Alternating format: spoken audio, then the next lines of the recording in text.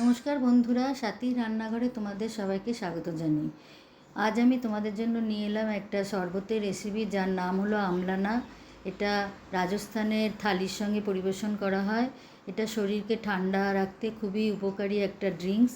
চলো দেখে নিই এই রেসিপি বানানোর জন্য আমাদের কী কী লাগবে। প্রথমেই তেঁতুল নেব। তেঁতুলকে জলের মধ্যে কিছুক্ষণ ভিজিয়ে রেখে দেবো। তারপরে এরকম হাত দিয়ে চটকে চটকে নেব। চটকানো হয়ে গেলে এই তেঁতুল সহ জলটা ছাঁকনিতে দিয়ে ছেঁকে তেঁতুলের জল বা কাত সেটা বার করে নেব। এরপরে এর মধ্যে বিট নুন দেব বা কালো নুন যেটা বলি, ধনে গুঁড়ো দেব, ছোটো এলাচের গুঁড়ো দেব আর গোলমরিচের গুঁড়ো দেব। দিয়ে এর মধ্যে আন্দাজ মতো চিনি দেব, যে যেরকম চিনি পরিমাণ মতো সেরকম দেব।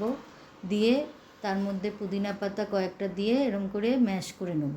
তারপরে এই মিশ্রণটা একটা মিক্সার জারে ঢেলে ব্লেন্ড করে নেব। ব্লেন্ড করে নিয়ে এই মিক্সারটাও আবার ছাঁকনি দিয়ে ছেঁকে নেব। এটা একটা সুন্দর মসৃণ মিশ্রণ তৈরি হয়ে যাবে।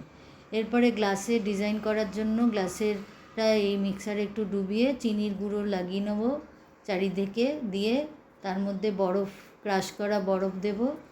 দিয়ে এই যে তেঁতুলের যে মিশ্রণটা বানিয়েছিলাম সেটা ঢেলে দেবো।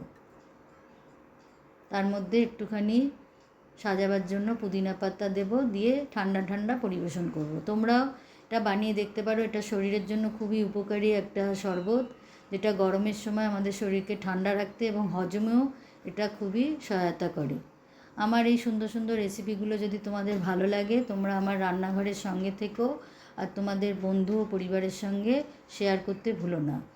তোমরা সবাই ভালো থেকো। আবার একটা নতুন রেসিপি নিয়ে চলে আসবো আরেকদিন। আজকে আসি। অনেক ধন্যবাদ।